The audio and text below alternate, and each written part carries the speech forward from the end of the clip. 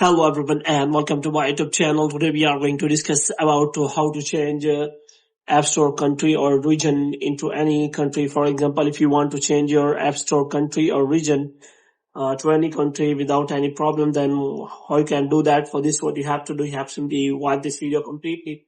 So without wasting any time, let's start the video. So first of all, what you have to do, you have to simply make sure that you are connected to a proper Wi-Fi and internet connection. And after that, what you have to do next is you have to simply go to settings, and here you have to go to general, and after that you have to scroll it down until you find the option of transfer or reset iPhone. And here you have to click on reset, and you have to reset all of your network setting.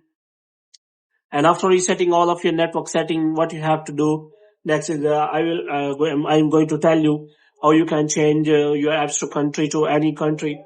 So there are two methods available to change your country or region on App Store. So first method is that you have to simply open the App Store, and here you have to simply click on that name or Apple ID here, and after that you have to simply click on that.